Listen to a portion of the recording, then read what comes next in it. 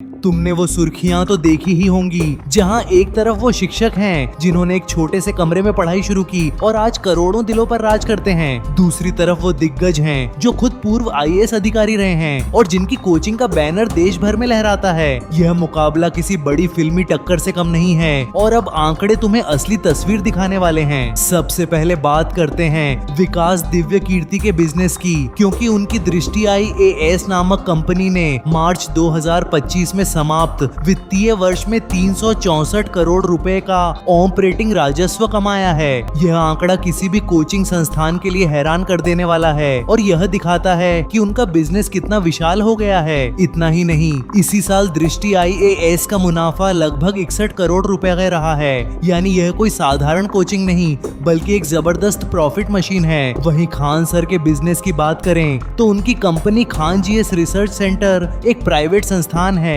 जिसके रेवेन्यू के सार्वजनिक आंकड़े उपलब्ध नहीं हैं। मीडिया रिपोर्ट्स के मुताबिक उनकी कुल संपत्ति 5 से 46 करोड़ रुपए के बीच आंकी जाती है, जो एक शिक्षक के लिए बहुत अच्छी है मगर सीमित है। अब अगर हम सीधा बिजनेस के आकार की बात करें तो विकास दिव्य कीर्ति की दृष्टि IAS सिर्फ एक साल में 364 करोड़ रुपए कमा रही है। खान सर का अनुमानित कुल नेटवर्थ भी इतना नहीं है जितना विकास सर एक ही साल में कमा रहे हैं और यह फर्क बहुत बड़ा है। दृष्टि IAS का बिजनेस इतना बड़ा है कि देश के 8 शहरों में उनके ऑफलाइन सेंटर फैले हुए हैं और कर्मचारियों की संख्या 645 से अधिक है। खान सर का ऑपरेशन मुख्य रूप से पटना और दिल्ली तक सीमित है, जो दृष्टि IAS के विस्तार के सामने काफी छोटा लगता है। विकास दिव्य कीर्ति के YouTube चैनल दृष्टि IAS पर 1.1 करोड़ से अधिक सब्सक्राइबर्स हैं और उनका व्यक्तिगत चैनल भी 30 लाख सब्सक्राइबर्स को पार कर चुका है।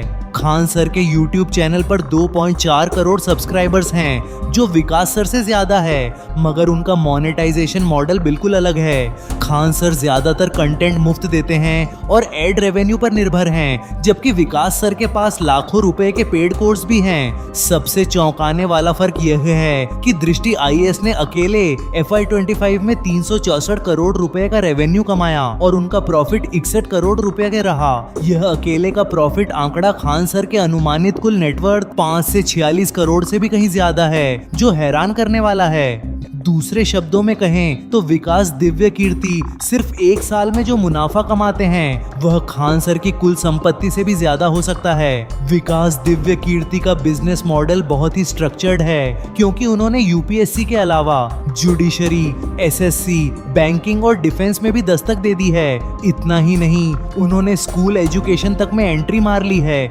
यानी एक विशाल एजुकेशन कॉर्पोरेट खड़ा कर लिया है। खान सर का बिजनेस मॉडल पूरी तरह से अलग है, क्योंकि उन्होंने अपनी पहचान कम फीस और ज्यादा पहुंच के सिद्धांत पर बनाई है। खान सर ने एक बार 107 करोड़ रुपए का ऑफर ठुकराकर यह साबित कर दिया कि उनके लिए पैसे से बढ़कर उनके छात्र हैं और यही उनकी असली ताकत है। अगर हम बिजनेस के सख्त आंकड़ों की बात करें तो विकास दिव्य कीर्ति का दृष्टि IAS 364 करोड़ के सालाना रेवेन्यू के साथ इस मुकाबले में विजेता है। खान सर के बिजनेस का रेवेन्यू इसके करीब भी नहीं पहुंचता, क्योंकि उनकी कंपनी के आंकड़े सार्वजनिक नहीं हैं, मगर अनुमान कहीं कम है। लेकिन यह भी सच है कि खान सर का बिजनेस बड़ा होने के बजाय गहरा है, क्योंकि उन्होंने उन लाखों गरीब छात्रों के दिलों में जगह बनाई है। वे छात्र जो महंगी कोचिंग का खर्चा नहीं उठा सकते, खान सर की वजह से ही अपने सपनों को पंख लगा पाते हैं। तो आखिर में नतीजा यही निकलता है कि रेवेन्यू और प्रॉफिट के मामले में विकास दिव्य कीर्ति का बिजनेस खान सर से कहीं ज्यादा बड़ा है। यह फैसला इतना साफ है कि इसमें कोई दो राय नहीं हो सकती,